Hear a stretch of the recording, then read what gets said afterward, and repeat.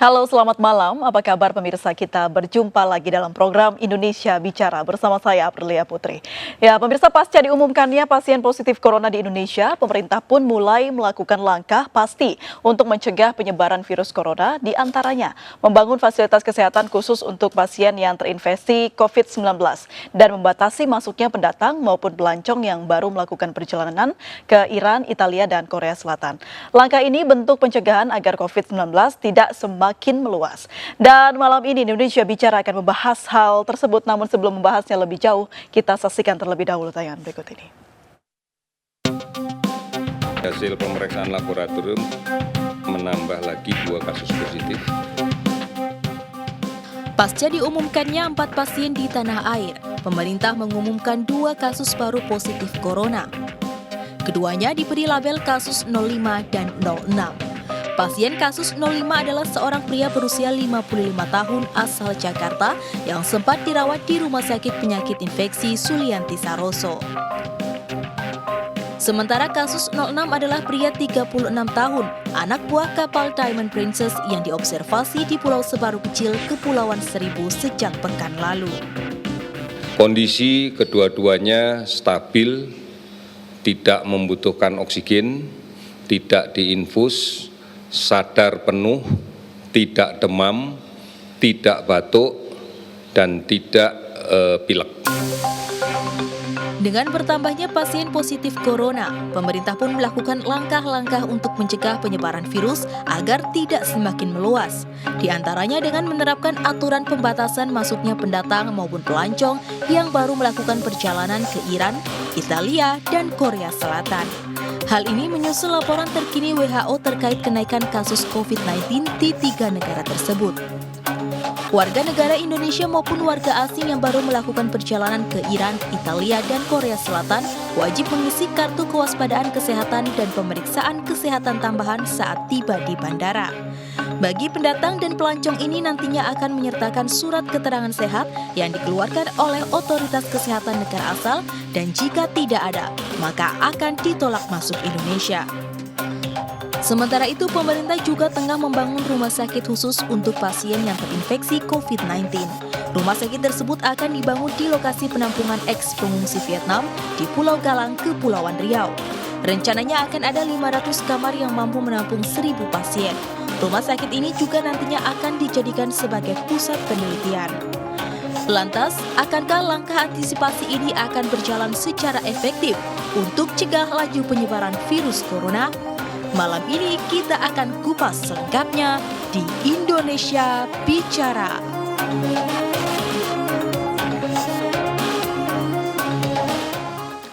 Baiklah pemirsa, sesuai dengan tayangan tadi, tema kita pada malam hari ini yaitu cegah dampak virus makin serius. Dan seperti biasa sudah hadir 2 narasumber di studio, kita akan sapa-sapa terlebih dahulu. Yang pertama yang di ujung ada Ibu Pauline Suharno, Sekjen Astindo. Apa kabar? Selamat malam. Halo, selamat malam. Terima kasih sudah hadir di Indonesia Bicara. Baik, yang kedua tidak afdol rasanya kalau kita tidak mengundang dokter ahli paru ini ya, spesialis paru, Dr. Franz Abednego. Selamat malam, apa kabar? Baik sekali. Terima kasih sudah ada di Indonesia Bicara. Dan pemirsa, kita juga sudah tersambung dengan Bapak Ahmad Yuryanto selaku juru bicara penanganan virus corona. Selamat malam Pak Yuri. Selamat malam, apa kabar? Baik Pak Yuri.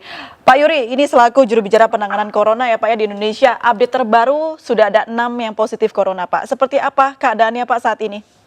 Ya, alhamdulillah, terutama yang pasien nomor 1, nomor 2 ini kan lebih dulu kita rilis ya, kondisinya udah bagus, tidak menggunakan alat bantu apapun, tidak menggunakan oksigen, tidak diinfus, dan sudah melakukan kegiatan sehari-hari. Kemudian yang pasien nomor 3 dan 4 juga kondisinya sudah semakin membaik. Kemudian yang nomor 5, 6 juga kondisinya sudah mulai membaik. Mudah-mudahan dalam perkembangan selanjutnya kita tinggal menunggu 2 kali lagi pemeriksaan virusnya, mudah-mudahan menjadi negatif dua-duanya sehingga kemudian tidak ada lagi indikasi untuk kita rawat. Baik, setelah negatif dipulangkan atau seperti apa Pak mekanisme selanjutnya? Iya, setelah 2 kali pemeriksaan negatif dan sudah tanpa keluhan maka kita akan pulangkan. Baik. Selama ini kita sudah edukasi apa yang harus dilakukan nanti setelah mereka ada di rumah. Baik, Pak, berbicara mengenai pasien yang positif corona ini, kasus 3 dan 4 diketahui kalau tidak ada gejala sesak begitu. Apakah di pasien ke-5, 6 ini juga sama, Pak, atau bahkan ada perbedaan? Enggak ya, enggak ada yang sesak ya. Oke. Jadi mereka masuk itu awalnya hanya kayak orang seperti sakit influenza gitu ya. Jadi ada demam, tidak terlalu tinggi, batuk, pilek gitu ya. Jadi tidak nampak seperti seseorang yang sedang sakit berat gitu ya. Baik, betul Pak, informasinya di kasus 5 dan 6 ini bahkan pasien tidak ada gejala apa-apa begitu?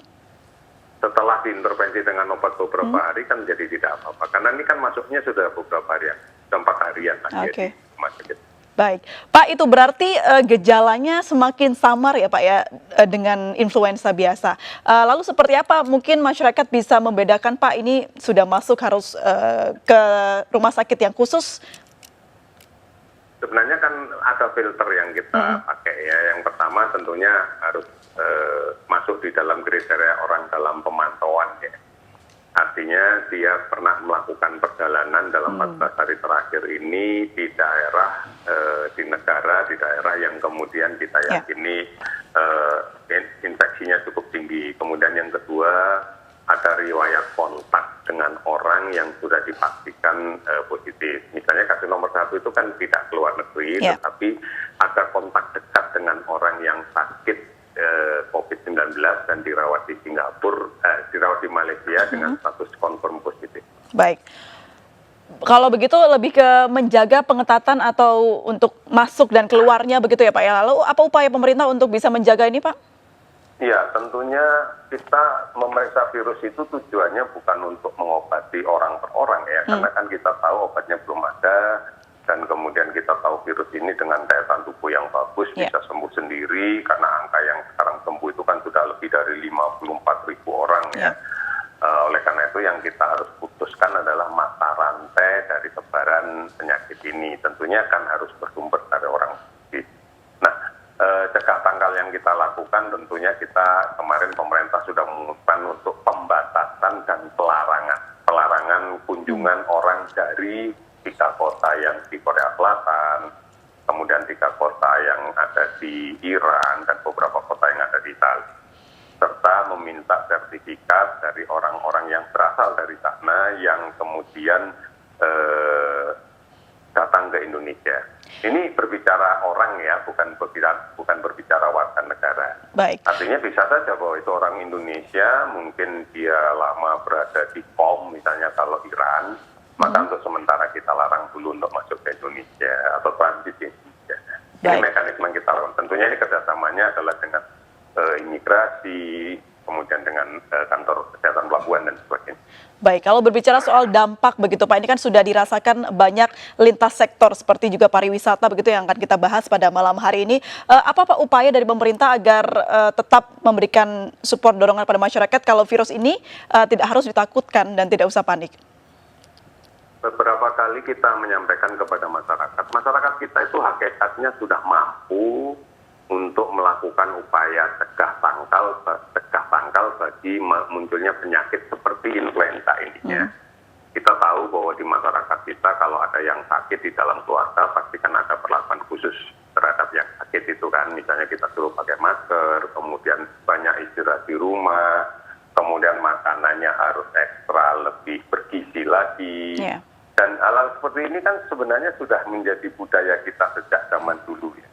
Oleh karena itu inilah yang jangan kemudian menjadi hilang, menjadi sepertinya tidak mampu dilaksanakan karena kepanikan. Baik. Pak Yuri, mengenai virus ini begitu, apakah sudah ada upaya untuk membuka ruang bicara dengan Kementerian Pariwisata untuk membahasnya Pak? Soalnya akhir-akhir ini sudah mulai terasa kalau seperti pesawat begitu ya, tiket pesawat sekarang sudah sepi peminatnya Pak. Sejak awal kasus ini diungkap oleh WHO dan kemudian kita diminta untuk mewaspadai, bukan hanya kita ya, seluruh dunia untuk diminta mewaspadai, maka dengan cepat pemerintah melakukan koordinasi lintas kementerian lembaga.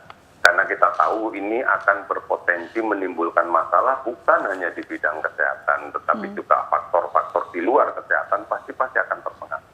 Oleh karena itu komunikasi kita dengan semuanya, dengan Kementerian Perhubungan, dengan pariwisata, dengan pendidikan dan sebagainya itu terus-menerus kita lakukan sampai dengan sekarang. Baik. Jadi masyarakat tidak perlu khawatir begitu ya Pak ya, seharusnya Pak. Iya. Tapi masyarakat juga sekarang masih takut untuk berpergian dengan transportasi umum Pak. Menurut Anda masih amankah transportasi umum untuk di masyarakat bisa beraktivitas seperti biasa begitu?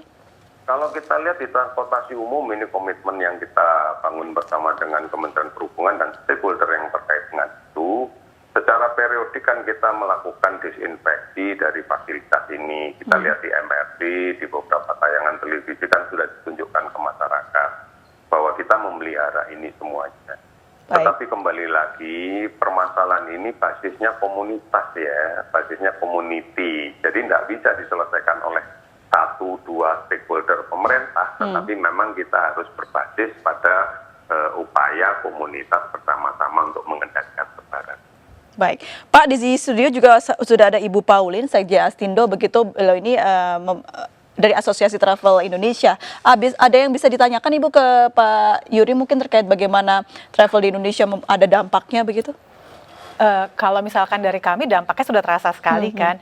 Nah, bagaimana caranya supaya pemerintah itu membuat travelers ini merasa nyaman untuk traveling. Jadi tadi seperti April katakan, menggunakan transportasi umum, mereka tuh takut naik pesawat, mereka takut ke bandara. Bagaimana caranya supaya pemerintah melakukan langkah-langkah upaya supaya travelers ini pun berani ke bandara aja, mereka sekarang takut nih, naik pesawat aja mereka takut. Bagaimana caranya pencegahan supaya mereka merasa nyaman ketika berada di bandara. Baik, ada pertanyaan Pak, bagaimana upaya untuk membuat masyarakat nyaman setidaknya ke bandara begitu Pak? Iya, kalau tentang bagaimana upaya mencegah penyakit ini, kemudian bagaimana kita mencoba memahamkan masyarakat tentang penyakit ini sudah banyak kita lakukan dan kanal-kanal untuk menyampaikan pun cukup banyak. Oleh karena itu tidak mungkin ini menjadi urusan satu sisi saja. Oleh karena ini peran media pun jadi besar, kemudian peran siapapun stakeholder yang terkait jadi besar.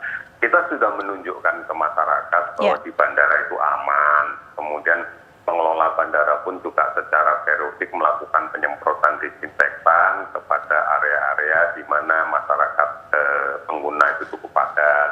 Ini sebenarnya sudah kita lakukan semua. Oleh karena itu sekarang adalah bagaimana memaintain ini agar masyarakat semakin yakin. Kita tahulah ketakutan itu pasti muncul dan itu saya yakin juga sesaat. Baik. Kalau bicara lagi soal virus corona Pak, berarti betul ya Pak yang disinggung tadi kalau virus ini bisa hilang sendiri kalau tubuh kita fit Pak? Tidak semua orang yang terkena virus ini bisa sakit. Karena kalau daya tahan tubuhnya bagus, nggak bakalan sakit.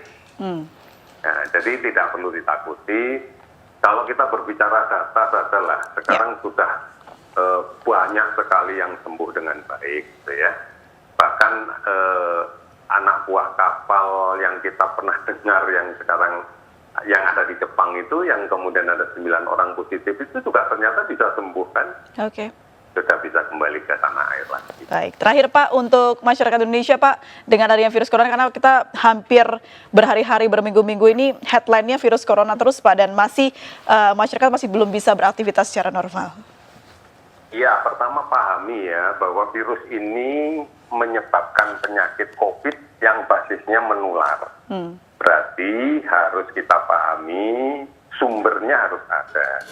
Nah, karena ini mirip influenza, keluhannya dan sebagainya, maka tanpa melihat penyebabnya, siapapun yang memiliki gejala influenza, pakai masker dong biar penyakitnya nggak nyebar kemana-mana. Kemudian yang kedua, proses penyebaran ini kan melalui kontak dekat ya. Nggak mungkin jauh gitu ya.